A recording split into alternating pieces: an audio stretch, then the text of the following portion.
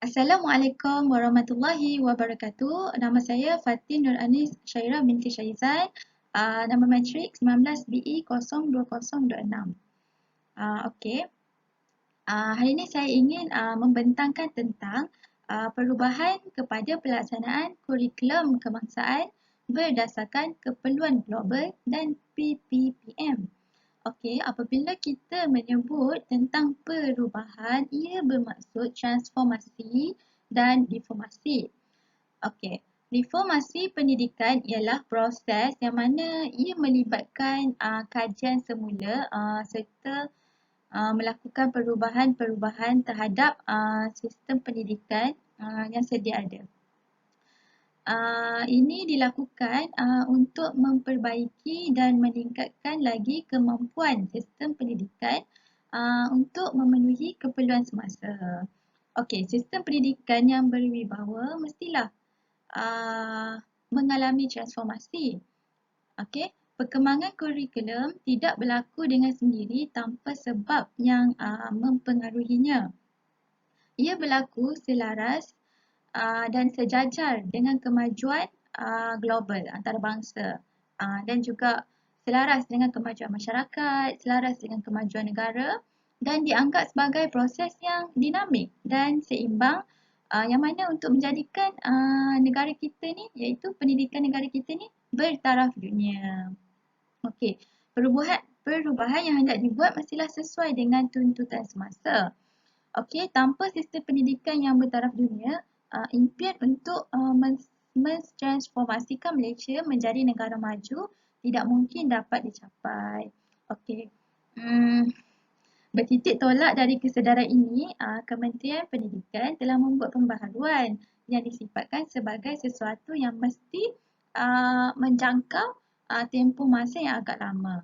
Oleh itu, maka terjadilah perubahan ataupun wujudlah perubahan kepada pelaksanaan kurikulum kebangsaan berdasarkan keperluan global dan PPPM.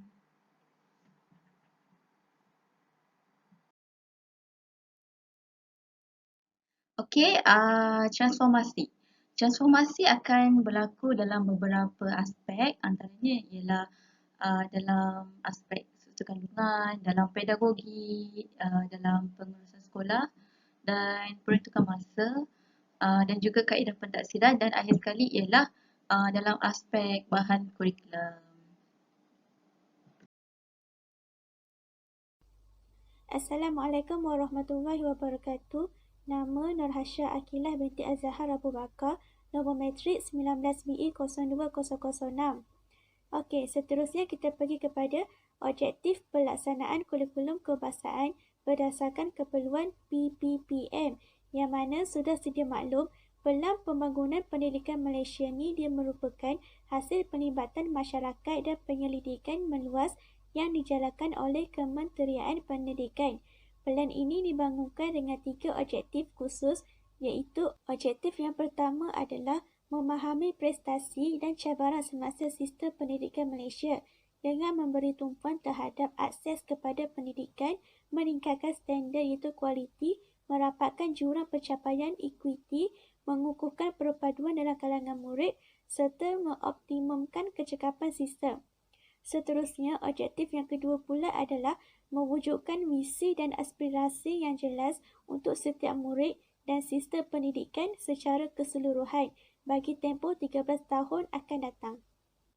Akhir sekali, objektif yang ketiga pula adalah menggariskan transformasi sistem pendidikan yang komprehensif yang mana ia merangkumi perubahan yang penting dalam kementerian bagi memenuhi permintaan baharu dan harapan tinggi untuk masyarakat serta mencetus dan menyokong transformasi pendidikan awam.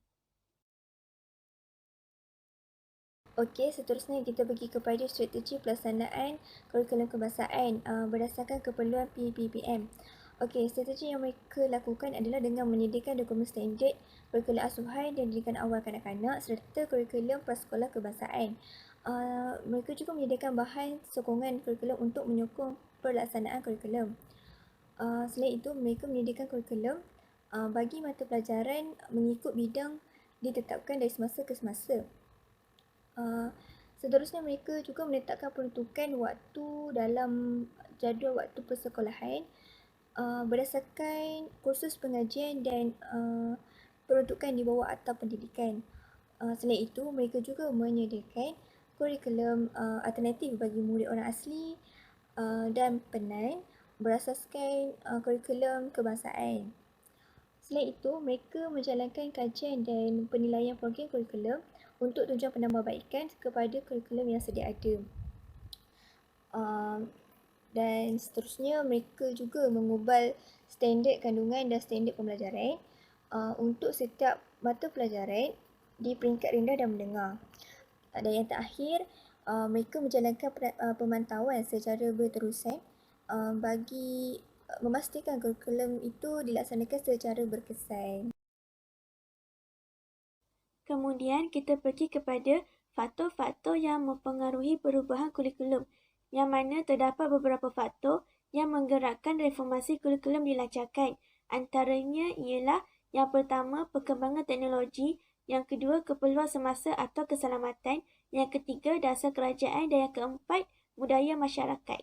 Baiklah, faktor perubahan yang pertama iaitu perkembangan teknologi, yang mana teknologi ini dia semakin canggih dan berubah dengan cepat. Terdapat banyak teknologi moden yang boleh membantu pengajaran dan pembelajaran PDP dalam bidik darjah. Contohnya, penggunaan komputer dan laman web dalam menyampaikan suatu topik. Imej yang dipancarkan ke papan putih dia lebih dinamik dan menarik berbanding dengan cara lama iaitu gambar dari buku teks. Seterusnya, faktor perubahan yang kedua pula adalah keperluan semasa atau keselamatan, yang mana perubahan kurikulum seperti KBSR kepada KSSR ni adalah untuk memenuhi keperluan semasa. Perubahan ini adalah untuk membantu para pelajar yang dihasilkan untuk menjadi warga negara yang bukan sahaja berilmu, malah berkemahiran tinggi bagi menyaingi penduduk global yang lain. Kita tak mahu rakyat kita ni ketinggalan dan tidak mempunyai pengetahuan yang terkini. Sebagai contoh, kemahiran menggunakan teknologi. Kemahiran menggunakan teknologi ini, dia boleh membantu para pelajar untuk mendapatkan maklumat di luar rangkuman bilik darjah ataupun sekolah. Maklumat adalah terkini, namun guru yang membantu dalam membimbing memilih maklumat yang sesuai. Faktor perubahan yang ketiga pula adalah dasar kerajaan.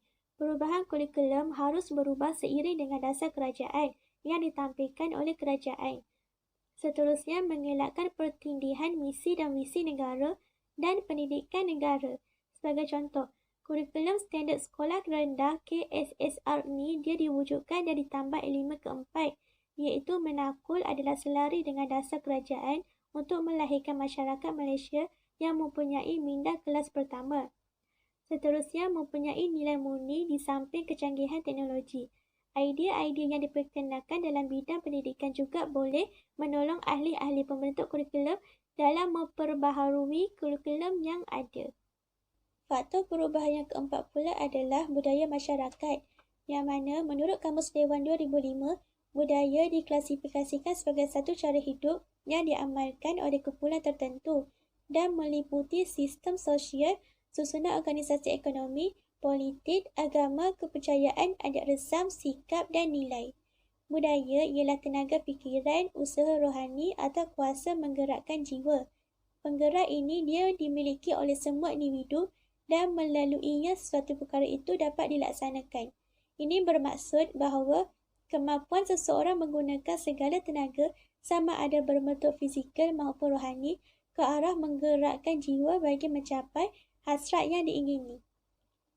Hasrat dan nilai yang diingini itu pula seharusnya tidak bercanggah dengan kehendak masyarakat dan diterima serta dipersetujui untuk diamalkan bersama.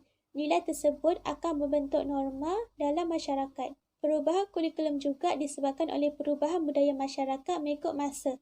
Contoh, bagi mengekalkan perpaduan dan keharmonian masyarakat, kurikulum juga perlu menekankan aspek-aspek ini. Assalamualaikum warahmatullahi wabarakatuh. Nama saya Nurul Nadira binti Muhammad Razli, 19BE 020007. Okey, seterusnya kita pergi kepada kategori kurikulum kebangsaan. Okey, kurikulum kebangsaan ni ialah merupakan suatu program pendidikan yang termasuk kurikulum dan kegiatan kurikulum yang merangkumi semua pengetahuan, kemahiran, norma, nilai, unsur kebudayaan dan kepercayaan. Okay, jadi tujuannya adalah untuk membantu perkembangan seseorang murid dengan sepenuhnya. Jadi, kurikulum kebangsaan ini terbahagi kepada 5, iaitu yang pertama adalah kurikulum asuhan dan didikan awal kanak-kanak.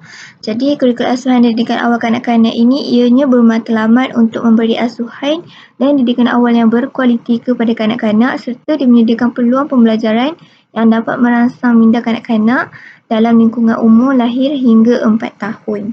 Okey, yang kedua adalah kurikulum standard prasekolah kebangsaan iaitu KSPK.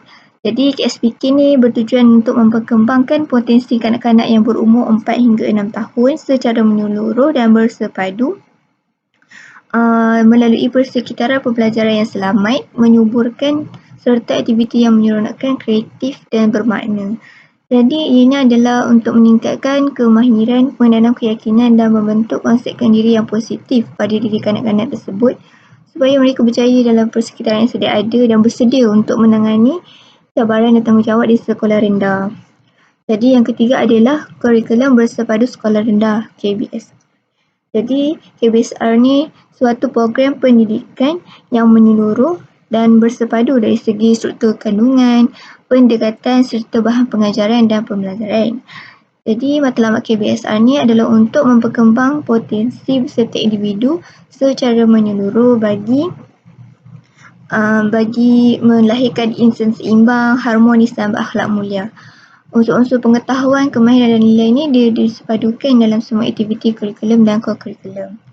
Dan yang keempat adalah kurikulum standard sekolah rendah.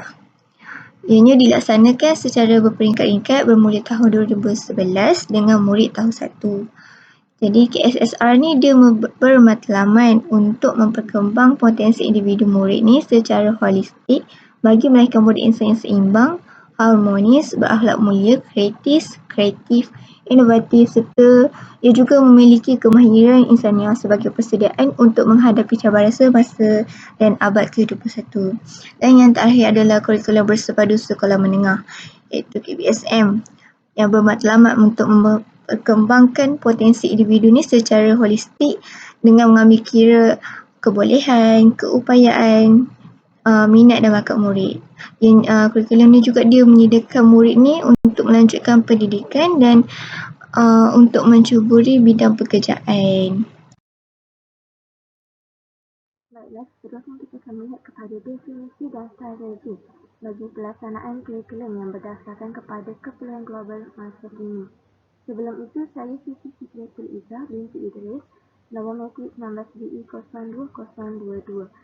Mula-mula kita akan melihat kepada definisi ini terlebih dahulu. Kurikulum kebangsaan yang berdasarkan kepada keperluan global di sini bermaksud setiap keperluan sentiasa berusaha dalam memajukan sistem pendidikannya di Malaysia. Dan ia bukan sahaja mengetengahkan kepada amalan dan produknya yang terbaik semata-mata, malah ia telah memberikan sumbangan ke arah yang lebih tinggi iaitu di peringkat global. Setiap usaha itu bukan lagi menjadi satu alternatif tetapi ia adalah satu keperluan bagi memastikan kualiti dan kualitas dalam pendidikan di Malaysia ini setanding dengan pencapaian di negara-negara maju di luar sana.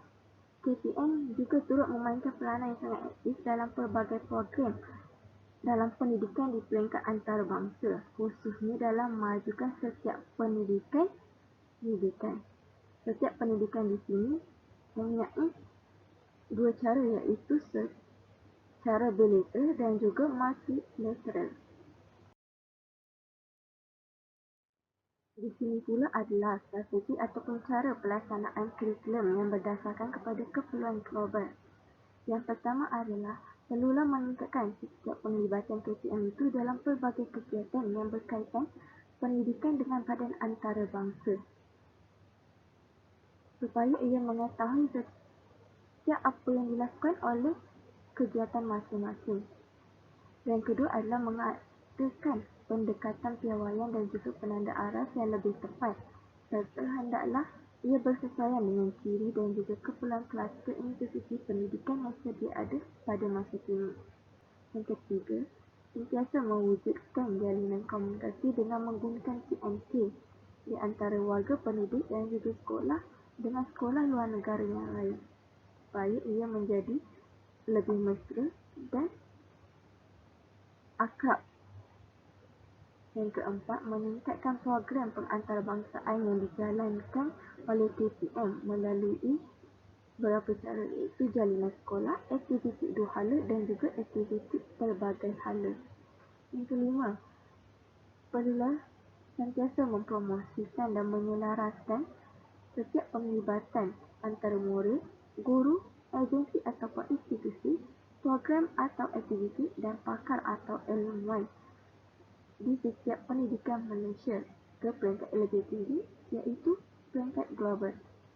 Yang terakhir, meningkatkan persefahaman dan memperluaskan kerjasama dalam bidang pendidikan di antara KPM dengan negara serantau, iaitu negara di luar sana. Untuk di sini maksud meningkatkan persefahaman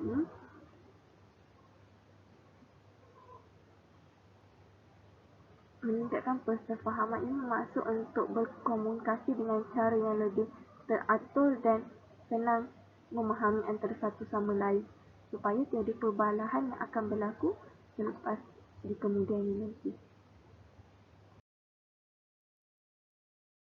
Okey, untuk kesimpulan, kat sini kita dapat lihat yang mana generasi masa kini perlulah dipandu sebagai persiapan diri untuk menempuh era dunia teknologi yang semakin berkembang pesat, dan golongan ini ialah aset negara yang amat berharga dalam menentukan corak masyarakat dan negara. Oleh itu, sewajarnya golongan ini dibekalkan dan diberikan kurikulum yang relevan dan mampu terkehadapan, iaitu kita panggil kurikulum yang bersifat futuristik, agar pengetahuan serta kemahiran diperoleh dan mampu mengatasi pelbagai cabaran. Itu saja daripada saya. Sekian, terima kasih.